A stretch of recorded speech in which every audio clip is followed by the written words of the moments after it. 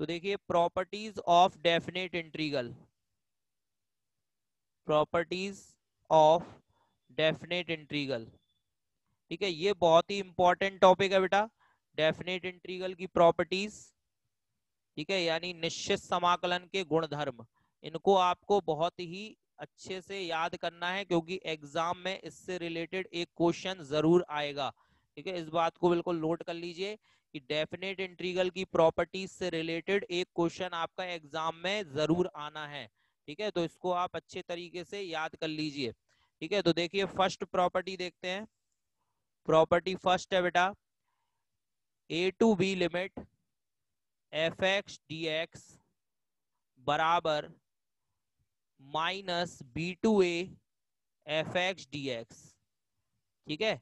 अब देखिए ध्यान से समझिए इसको, क्या लिखा है प्रॉपर्टी में कि अगर हम लिमिट को चेंज कर दें, यानी कि लोअर लिमिट को अपर और अपर लिमिट को लोअर कर दें, तो क्या आएगा, माइनस का साइन आ जाएगा बेटा, ठीक है। अगर लोअर को अपर, अपर को लोअर कर दें तो क्या होगा, माइनस का साइन आ जाएगा। तो देखो मैंने यहाँ पर लोअर लिमिट क्या थी, ए थी, अब उसको बना दिया अपर लिमिट, और अपर लिमिट क्या थी, बी थी, उसको बना दिया लोअर लिमिट, ठीक है। तो यहाँ पर क्या हुआ, कोई भी चेंज नहीं हुआ फंक्शन में, बस यहाँ पर माइनस का साइन आ गया, ठीक है। तो इस तरह से हम लिमिट को चेंज कर सकते हैं, लोअर को अपर, अपर को लोअर कर सकते हैं, केवल यहाँ पर माइनस की वैल्यू आ जाएगी या माइनस का साइन आ जाएगा उस पर, ठीक है बेटा।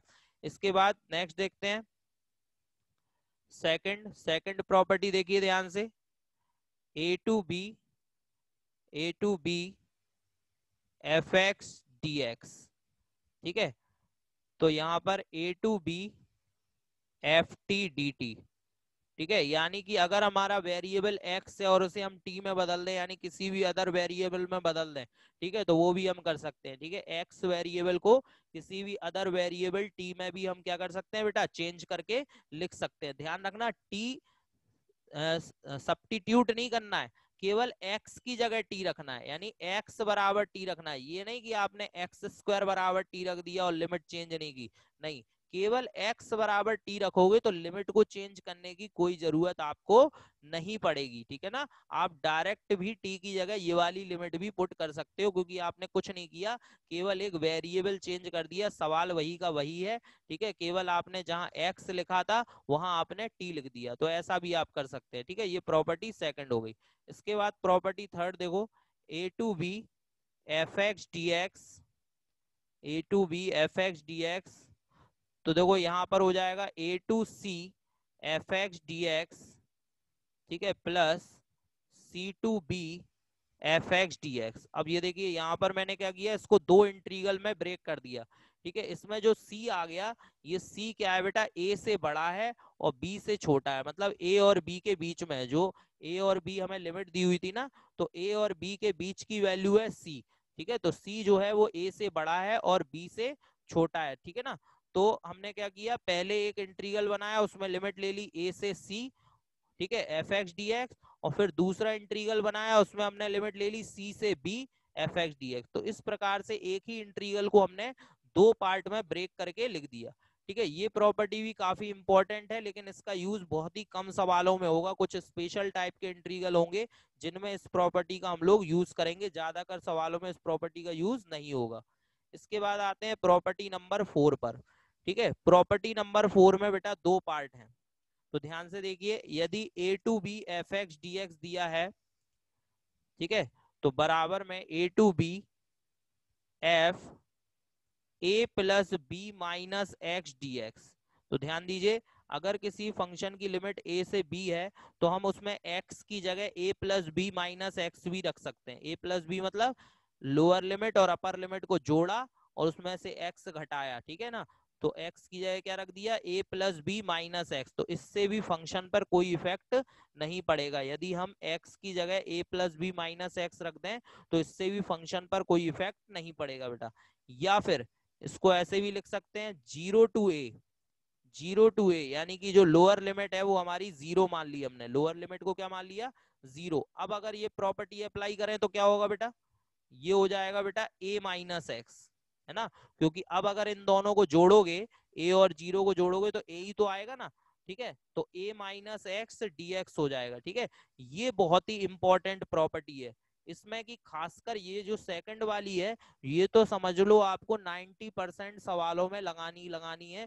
इसमें जो लोअर लिमिट 0 है ना, तो अगर किसी भी सवाल में लोअर लिमिट 0 दिख जाती है आपको, तो उस सवाल में आपको ये वाली प्रॉपर्टी लगानी ही होगी। तो ये बहुत ही इंपॉर्टेंट प्रॉपर्टी है, इसको अच्छे से ध्यान रख लीजिएगा। 90% क्वेश्चंस में ये प्रॉपर्टी आपकी यूज होगी, जिसमें भी आपको लोअर लिमिट 0 दिखेगी। ठीक है बेटा, चलिए इसके बाद नेक्स्ट देखते हैं। अगली प्रॉपर्टी है बेटा प्रॉपर्टी नंबर 5। इसमें है 0 to 2a। ठीक है, 2a लिमिट ली है मैंने यहाँ पर। ठीक है, एफ एक्स डी एक्स। अब यहाँ पर इसकी दो वैल्यू पॉसिबल है बेटा, दो वैल्यू पॉसिबल है। पहले में 2, अपर लिमिट का हाफ, फंक्शन का डबल। क्या हुआ यहाँ पर, अपर लिमिट मैंने आधी कर दी, ये देखो 2a थी तो a कर दी, अपर लिमिट आधी हो गई और फंक्शन का डबल हो गया। फंक्शन का डबल मतलब 2 का मल्टीप्लाई हो गया फंक्शन, मैंने ये 2 यहाँ से हटके यहाँ आ गया आगे। अपर लिमिट हो गई आधी और फंक्शन का हो गया डबल। लेकिन ये कब होगा, जब जब एफ 2a माइनस एक्स बराबर एफ एक्स होगा। ये कब होगा बेटा, जब एफ 2a माइनस एक्स बराबर एफ एक्स होगा। ठीक है, ये जब ही लगेगा। ठीक है, और यदि एफ 2a माइनस एक्स बराबर माइनस एफ एक्स आ रहा है। ठीक है, F 2a minus x, 2a क्या है यहाँ पर, अपर लिमिट है। ठीक है, 2a अपर लिमिट है। तो अगर एफ 2a माइनस एक्स बराबर माइनस एफ एक्स आ रहा है तो डायरेक्ट 0 हो जाएगा। अगर एफ 2a माइनस एक्स बराबर एफ एक्स है तो अपर लिमिट आधी हो जाएगी, फंक्शन का डबल हो जाएगा। और यदि एफ 2a माइनस एक्स बराबर माइनस एफ एक्स है तो ये डायरेक्ट 0 हो जाएगा। ठीक है, अगर इन दोनों में से कोई भी केस बन रहा है तो हम ये प्रॉपर्टी लगा सकते हैं। ठीक है, इसके बाद प्रॉपर्टी नंबर 6, माइनस ए से प्लस ए लिमिट। अगर कोई भी लिमिट माइनस ए से प्लस ए दी हो, माइनस ए से प्लस ए का मतलब होता है बेटा जैसे -1 से +1, -2 से +2, इस तरीके से। ठीक है ना, -3 से +3, इस तरीके से दी हो लिमिट। तो इसमें भी दो केस बनेंगे बेटा, लोअर लिमिट 0 फंक्शन का डबल, लोअर लिमिट 0 हो जाएगी। ये देखो लोअर लिमिट को मैंने 0 कर दिया और फंक्शन का डबल कर दिया। लेकिन कब, जब f माइनस एक्स बराबर एफ एक्स हो। जब f माइनस एक्स की वैल्यू क्या हो, एफ एक्स, यानी हम x की जगह माइनस एक्स रखें तो एफ एक्स ही आ जाए, तो ऐसे केस में लोअर लिमिट हो जाएगी 0 और फंक्शन का हो जाएगा डबल। दूसरा है 0, 0 कब होगा, जब f माइनस एक्स बराबर माइनस एफ एक्स आ जाए। यदि f माइनस एक्स की वैल्यू माइनस एफ एक्स आ जाती है तो डायरेक्ट हम क्या करेंगे, इसकी वैल्यू 0 लिख देंगे। क्लियर बेटा, तो ये 6 प्रॉपर्टीज हैं, इनको आपको ध्यान रखना है। ठीक है, और जब हम क्वेश्चन करेंगे तो हम इन प्रॉपर्टीज को यूज करेंगे। ठीक है, जब और ज्यादा आपको क्लियर हो जाएगा कि ये प्रॉपर्टी किस तरीके से हमें यूज करनी है। ठीक है बेटा, अभी आप इन प्रॉपर्टीज को ध्यान से याद कर लीजिए। क्लियर।